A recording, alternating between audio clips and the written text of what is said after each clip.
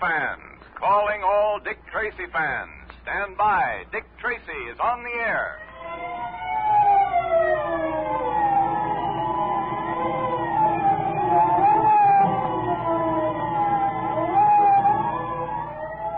The makers of Quaker Puffed Wheat and Quaker Puffed Rice, the two tempting, delicious, nourishing cereals that are shot from guns, now bring you another thrilling Dick Tracy detective adventure.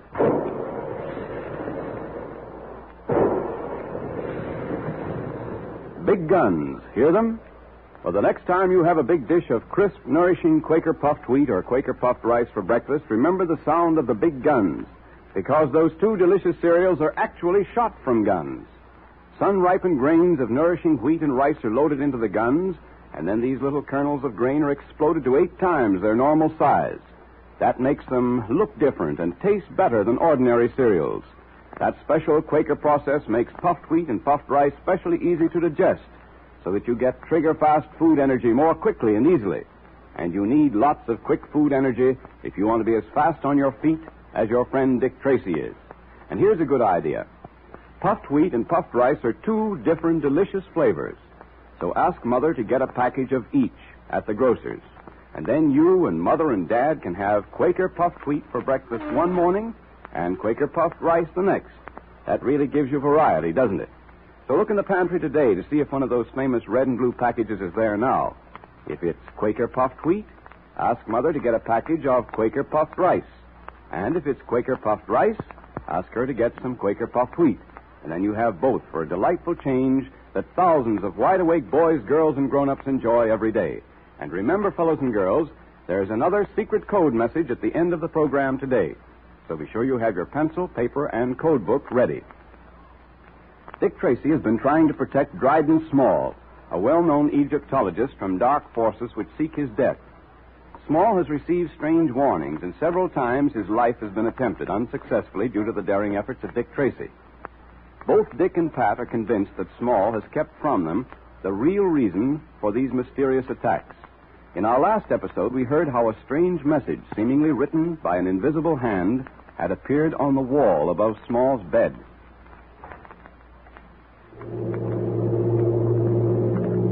Let's see what the invisible hand is writing. Your hour is at hand. Your end is near. The black pearl of Osiris must shine again. Yes, and look there on the floor. It's another scarab, Tracy. Another scarab. Yes, so I see. Another symbol of death and destruction. Why don't you do something? But it's no use. You can't fight the supernatural. They told me there was a curse upon the tomb of Tutankhamun. I should never have gone into it. All the others who have been in it have come to sudden death. Oh, stop it, Small. There's nothing supernatural here. I know, but Dick, the writing on the wall, we saw the message being written. Yes, sir. And now look, it's beginning to fade. Ghost writing, that's what it is. The handwriting of a ghost. Oh, come, Small, pull yourself together.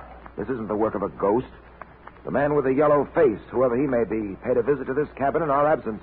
How do you know he was here? Why, it's simple enough. The scarab on the floor, he left it there.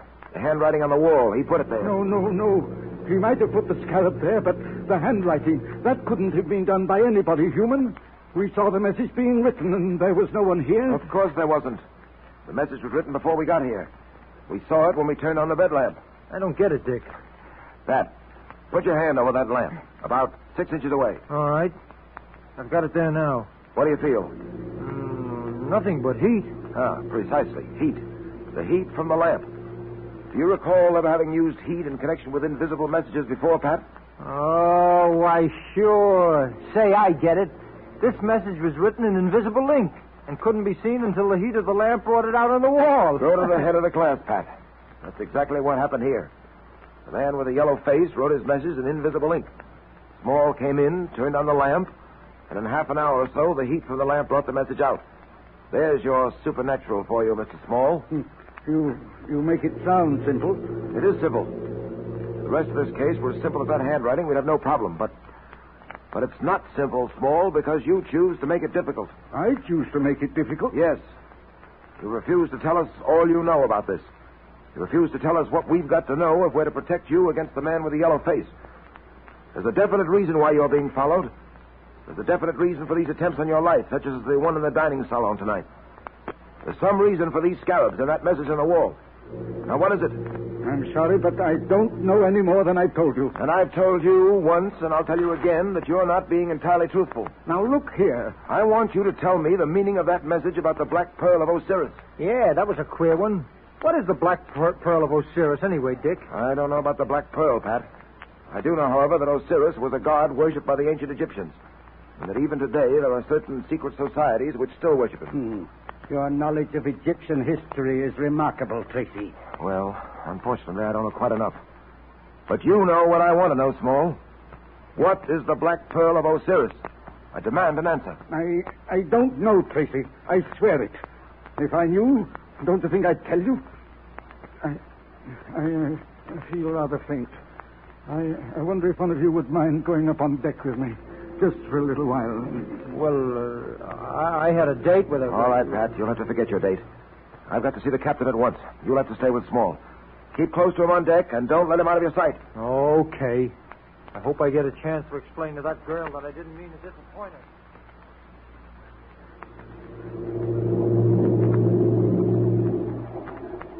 You feel better now, Small? Yes.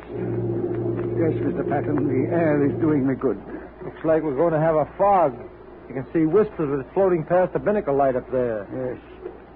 You know, Small, you really ought to come clean with Tracy. Patton. Yeah? That man leaning against the rail.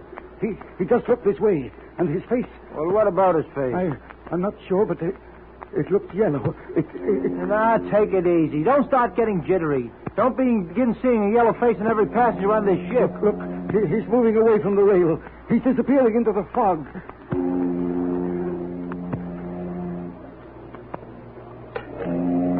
What was that? Something dropped at our feet. Yeah, I heard it. Let me see. Hey, here it is. What? Why, say, it looks like a scarab. A scarab? Patton, it's another warning.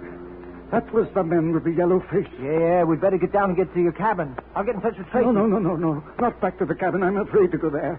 Let's stay in the open. Okay, but I better get Tracy here as quick as I can. Come on over by the light. What are you going to do? Well, Dick's in the captain's cabin. I'm going to send him a message.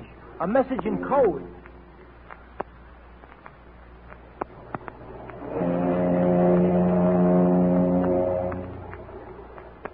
Well, come in, Mr. Tracy. Glad to see you. How are you, Captain? Worried, Tracy. Very much worried. I'm glad you're here. I don't like the things that have been happening on this ship of mine. Well, I'm sorry about the need for searching the ship, but you must understand, Captain, that at any moment one of your passengers may be, well, put out of the way. That isn't what I referred to, Tracy. There are other things that are wrong. Such as? Well, have you heard about what's been going on down in the hold? The hold? Mm-hmm. I know. What's happened down there? One of the crew, a fellow named Weeks, was found about an hour ago, totally unconscious. Unconscious? Yes, lying in the door of the storage room. He's not a strong fellow. As a matter of fact, he has a weak heart.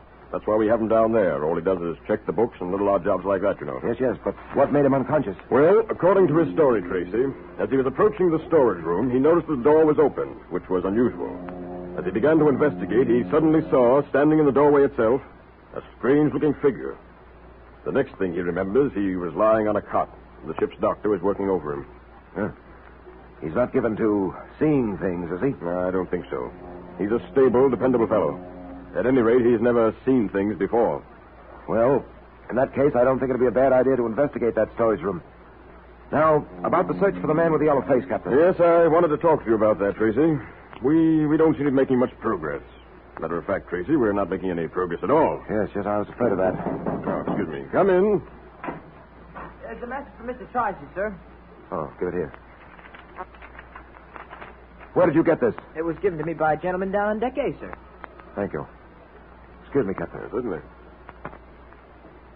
It's a code message from Pat.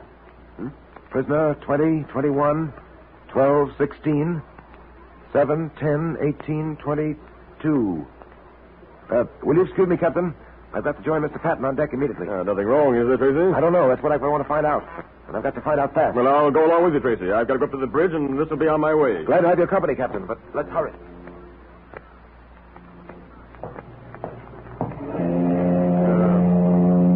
We can take this companionway here, Tracy. It leads down to deck A. Fine.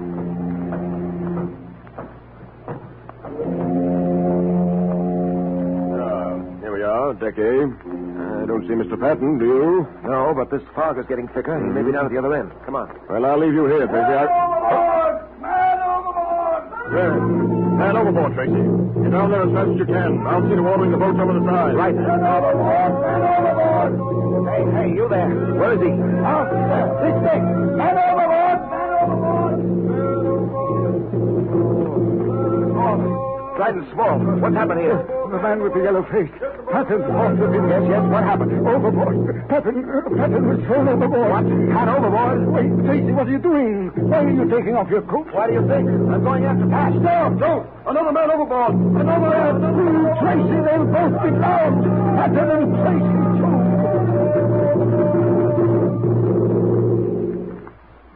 Will Dick save Pat? Or has the detective's friend been swallowed up by the black waters in the night? Dick will save him if anyone can. But now the makers of Quaker Puffed Wheat and Quaker Puffed Rice, those two popular, delicious, quick energy-giving cereals that are shot from guns, invite you to attend another meeting of the Dick Tracy Secret Service Patrol. Here comes Dick Tracy, Jr. now.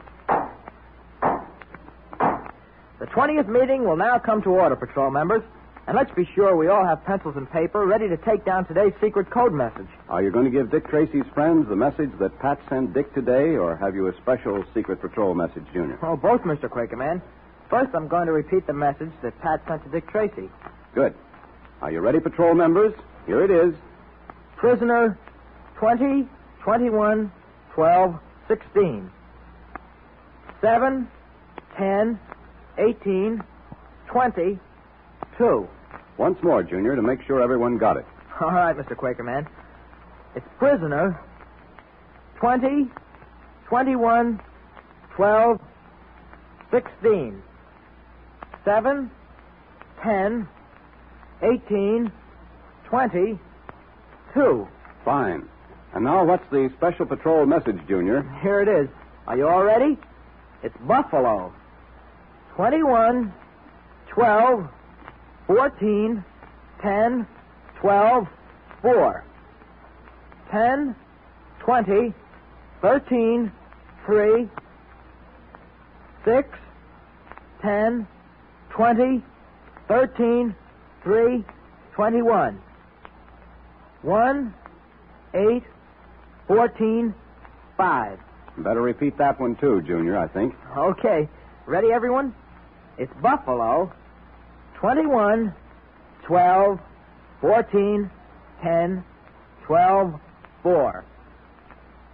10, 20, 13, 3. 6, 10, 20, 13, 3, 21. 1, 8, 14, 5. Well, that sounds very important, Junior. It is. It's a special order for patrol members. But how about the fellows and girls who aren't members and can't decode the messages? Well, we can't very well give away the patrol secret. Of course not. I can't imagine any real wide-awake boy or girl not joining, can you? Not unless they don't know how to join on the Dick Tracy Secret Service Patrol. So maybe you better tell them, just in case there are some fellows and girls listening in for the first time. Good idea. Well, here's how you can join the patrol and get the secret code, the patrol pledge, and the membership badge so you don't miss any of the fun. Just tear the tops off 2 packages of Quaker Puffed Wheat or Quaker Puffed Rice, or one of each. Put them in an envelope with your name and address printed on a plain piece of paper and mail them to Dick Tracy, Box L, Chicago. Then you get in on all the secret detective activities, too. And Dick Tracy sends you a secret code book, a patrol pledge, and a special badge, all free. Tell Mother how those nourishing, delicious cereals are shot from guns to make them specially easy to digest. So ask her to get you some Quaker Puffed Wheat or Quaker Puffed Rice at the grocer's.